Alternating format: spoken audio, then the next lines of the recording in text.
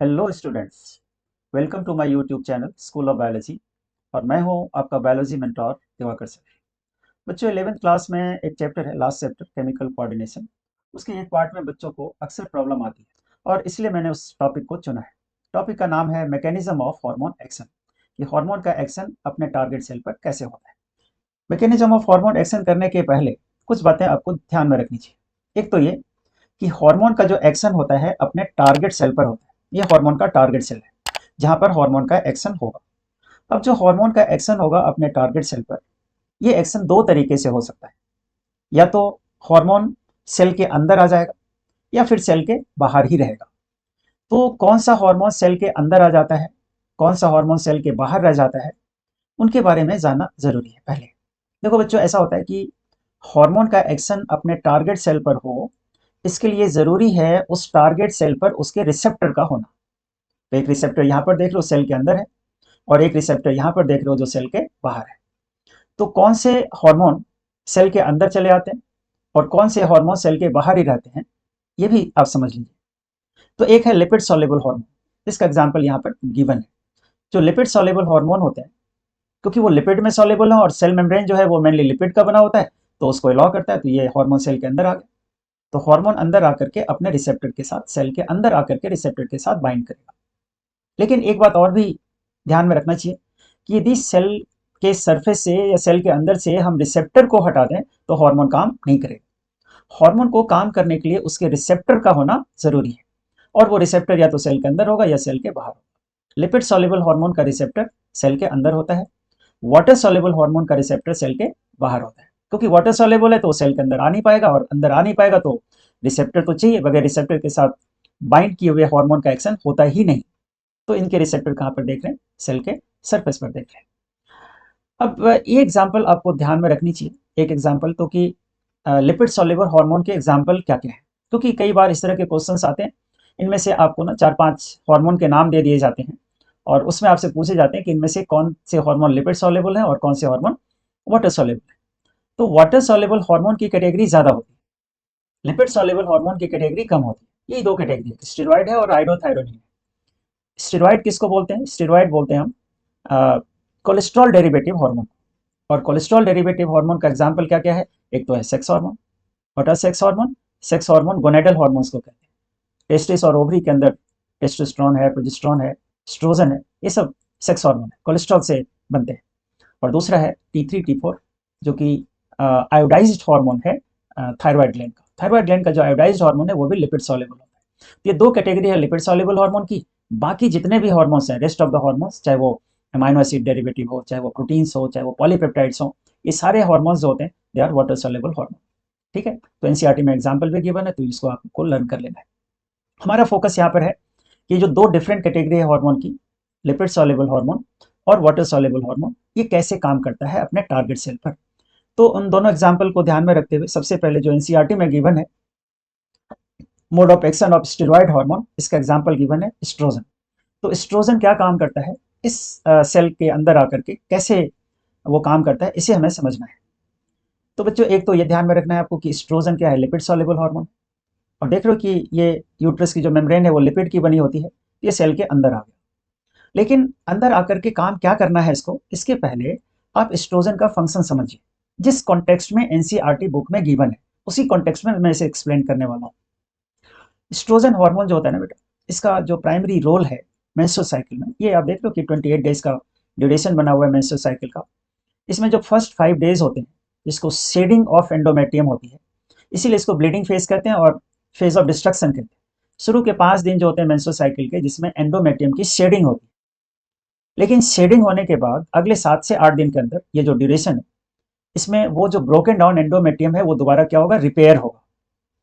तो यही इसको रिपेयर कराने के लिए, एंडोमेट्रियम को रिपेयर कराने के लिए वो क्या लेके आता है, रिपेयर कराने के लिए मैसेज लेके आता है। इसलिए तो हार्मोन को मैसेंजर कहते हैं। अब एक बात और समझ लो कि रिपेयर, किसी चीज का टिश्यू का रिपेयर होना है या नया टिश्यू बनना है, ग्रोथ का पार्ट है नहीं, तो ग्रोथ के लिए कौन सा केमिकल चाहिए, प्रोटीन। ये जो मैसेंजर है ना एस्ट्रोजन, वो प्रोटीन बनाने का मैसेज लेके आता है ताकि ब्रोकन डाउन एंडोमेट्रियम को दोबारा क्या कर सके, वो रिपेयर करा सके। तो ये सारा काम कैसे होता है, यही चीज हमें यहाँ पर समझना है। एस्ट्रोजन हार्मोन है ये। ये यूट्रस की मेम्ब्रेन है जो लिपिड की बनी हुई, देख रही है 2 लेयर है लिपिड का। ये लिपिड सॉल्युबल होने के कारण क्रॉस करके अंदर आ गया। इसको सेकंड मैसेंजर की जरूरत नहीं पड़ेगी। जो हार्मोन सेल के अंदर खुद आ जाते हैं उनको सेकंड मैसेंजर की जरूरत नहीं पड़ती। तो ये देखो सेल के अंदर आ गया, ये न्यूक्लियस है, न्यूक्लियस के अंदर भी आ गया। इनके रिसेप्टर न्यूक्लियस के अंदर होते हैं, तो अपने रिसेप्टर के साथ बाइंड कर गया। यदि तुम इस रिसेप्टर को हटा दो तो हार्मोन का कोई यूज नहीं है। हार्मोन जब भी काम करेगा तो अपने रिसेप्टर के साथ मिलकर के काम करेगा। तो हार्मोन रिसेप्टर कॉम्प्लेक्स बन गया। कहां पर बना? सेल के अंदर बना। अब ये करता क्या है? जैसा हमने कहा कि ये प्रोटीन के फॉर्मेशन को गार्ड करता है। तो प्रोटीन फॉर्मेशन का तरीका क्या है? सेल के अंदर जो प्रोटीन्स बनते हैं वो कैसे बनते हैं कि कोई जीन है, वो जीन एक्टिवेट हो जाएगा और एक्टिवेट होकर के क्या करेगा? वो ट्रांसक्रिप्शन करेगा। ट्रांसक्रिप्शन के बाद क्या बनेगा? Messenger RNA. और इसी मैसेंजर आरएनए के ऊपर कोडेड इन्फॉर्मेशन लगे होते हैं प्रोटीन बनाने के लिए। तो प्रोटीन बनाने के लिए कोडेड इन्फॉर्मेशन जब डिकोड होता है, इस प्रोसेस को हम क्या बोलते हैं? ट्रांसलेशन बोलते हैं। तो ट्रांसलेशन होने के बाद प्रोटीन बनेगा और प्रोटीन बनाने के बाद फिजियोलॉजिकल ग्रोथ होगी, एंडोमेट्रियम की ग्रोथ होगी।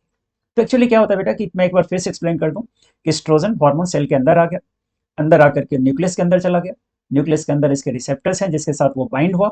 बाइंड होने के बाद ये क्या करता है कि एक पर्टिकुलर जीन को एक्टिवेट कर देता है। वो जीन कहाँ पर प्रेजेंट है? ये क्रोमोसोम पर प्रेजेंट है। उस जीन को वो एक्टिवेट कर देता है। ये जो डीएनए बना रहा है वो जीन उसी का तो पार्ट है। उस जीन को वो क्या करेगा? हार्मोन रिसेप्टर कॉम्प्लेक्स एक्टिवेट कर देगा और activated gene forms messenger RNA. और मैसेंजर आरएनए के कोडेड इंफॉर्मेशन के जरिए ट्रांसलेशन होगा और ट्रांसलेशन के बाद प्रोटीन बनेगा। ये जो लिखा हुआ है फिजियोलॉजिकल रिस्पॉन्स, वो कौन सा फिजियोलॉजिकल रिस्पॉन्स है? ये वही तो फिजियोलॉजिकल रिस्पॉन्स है। न्यू टिश्यू का फॉर्मेशन, ये फिर से एक नया लेयर एंडोमेट्रियम का बन जाएगा। जब भी ग्रोथ होगी ना, ग्रोथ के लिए प्रोटीन की जरूरत होगी और उस प्रोटीन को बनाने के लिए एस्ट्रोजन मैसेज का काम कर रहा था, मैसेंजर का काम कर रहा था। और ये मैसेंजर सेल के अंदर जाकर के कैसे उसने प्रोटीन सिंथेसिस को गार्ड किया, ये आपने समझ लिया होगा। अब एक दूसरा हार्मोन जो एनसीईआरटी में गिवन है वो है mode of action of FSH. FSH का एक्शन समझने के पहले थोड़ा एक बात और समझ लो कि इसका पूरा नाम क्या है।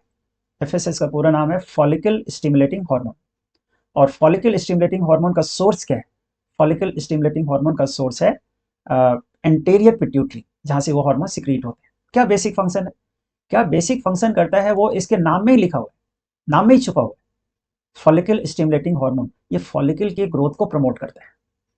तो फॉलिकल्स जो है फीमेल की ओवरी में होते हैं। जब एक फीमेल बेबी का बर्थ होता है तो उसके ओवरी में ऑलरेडी फॉलिकल्स बने होते हैं।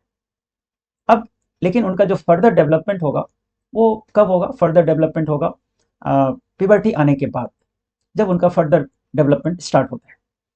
तो उसमें एफएसएस बहुत इंपॉर्टेंट रोल प्ले करता है और उसी कॉन्टेक्स्ट में हमें यहाँ पर समझनी। अब देखो यहाँ भी क्या है? प्रोटीन का ग्रोथ होना है, फॉलिकल्स का ग्रोथ होना है, तो उसके लिए क्या चाहिए? प्रोटीन चाहिए। लेकिन यहाँ पर प्रॉब्लम क्या है कि जो एफएसएच हार्मोन है वो वाटर सॉल्युबल हार्मोन, और वाटर सॉल्युबल हार्मोन होने के कारण ये सेल के अंदर नहीं आ पाता। तो जो सेल के अंदर नहीं आ पाएगा उसी को क्या चाहिए? सेकेंड मैसेंजर चाहिए। सेकेंड मैसेंजर उस केमिकल को कहते हैं जो सेल के अंदर हार्मोन को रिप्रेजेंट करता है। सबसे इंपॉर्टेंट सेकेंड मैसेंजर जो सेल का होता है वो साइक्लिक एएमपी है। ये जो साइक्लिक एएमपी है, मोस्ट ऑफ द हार्मोन्स इसी मैसेंजर को यूज करते हैं। लेकिन और भी हैं कई सेकेंड मैसेंजर, जैसे साइक्लिक जीएमपी है, कैल्शियम आयन है, और भी हैं कई। लेकिन ये 3 नाम जरूर याद रखें। ये तीनों नाम आपके बुक में भी गिवन है, साइक्लिक एएमपी, साइक्लिक जीएमपी और कैल्शियम आयन। तो देखो कैसे ये काम करता है। ये एफएसएच हार्मोन हो गया, एंटीरियर पिट्यूटरी से आया, ये सेल के अंदर नहीं आ पा रहा है। This membrane is not permeable for FSH because ये वाटर सॉल्युबल है। तो इनका रिसेप्टर यहाँ पर है, सेल के सरफेस पर है। तो सेल के सरफेस के साथ ये बाइंड कर गया। अब बाइंड करने के बाद यहाँ पर सीक्वेंस ऑफ इवेंट होती है जहाँ पर 2 चीज देखने को मिलता है। एक तो कैस्केड इफेक्ट और एक amplification of the signal. Cascade effect का क्या मतलब होता है? कैस्केड इफेक्ट का मतलब है कि ए कोई है केमिकल, ए ने बी को एक्टिवेट किया, बी ने सी को किया, सी ने डी को किया। ये जो चेन रिएक्शन है इसको कैस्केड इफेक्ट कहते हैं। और एम्पलीफिकेशन का मतलब है जैसे मान लो कि एक मॉलिक्यूल है ए का, तो ये बहुत सारे बी को एक्टिवेट करेगा, बहुत सारा बी, और भी बहुत सारे सी को करेगा, और भी बहुत सारा सी, और भी बहुत सारे डी को करेगा।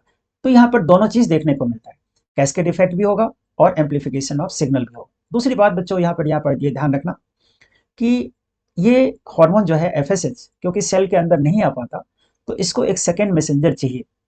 तो सेकेंड मैसेंजर का जो रोल यहाँ पर प्ले कर रहा है वो साइक्लिक एएमपी रोल प्ले कर रहा है। तो कैसे सेकेंड मैसेंजर का फॉर्मेशन कैसे होगा, ये सब सीक्वेंस ऑफ इवेंट को आप समझो। सबसे पहले तो देखो कि एफएसएच हार्मोन अपने रिसेप्टर के साथ बाइंड कर गया, क्योंकि सेल का मेम्ब्रेन, ओवरी का मेम्ब्रेन जो है वो इसके लिए परमेबल नहीं था।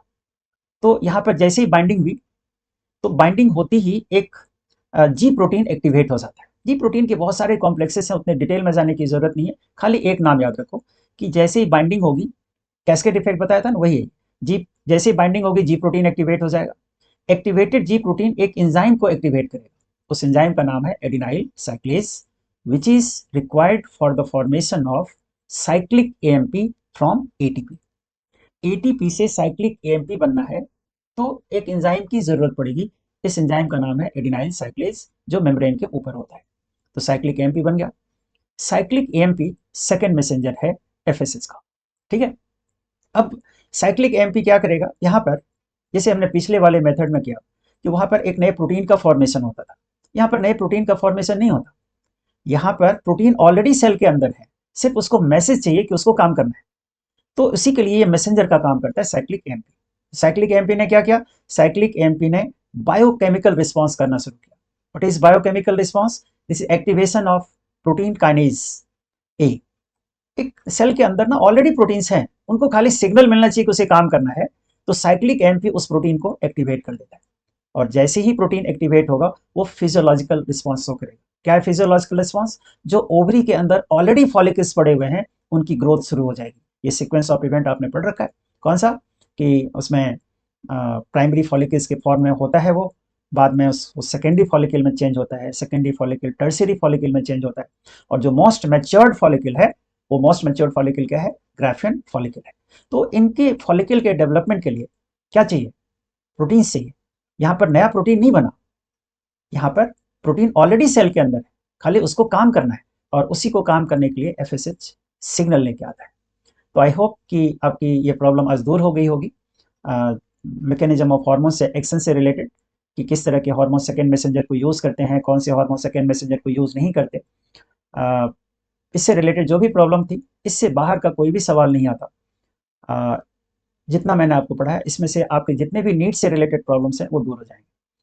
तो बच्चों, आपको यदि लगता है कि आपको ये बात समझ में आ गई, तो प्लीज़ मेरे चैनल को सब्सक्राइब करना और इसे शेयर करना, ताकि ज़्यादा से ज़्यादा बच्चे इसे देख सकें। क्योंकि पर्पस है कि ज़्यादा से ज़्यादा बच्चों की प्रॉब्लम को मैं सॉल्व कर सकूं, इसलिए मैंने ये अपना यूट्यूब चैनल स्टार्ट किया है। Thank you very much for watching. मिलते हैं फिर एक नए टॉपिक के साथ। Thank you.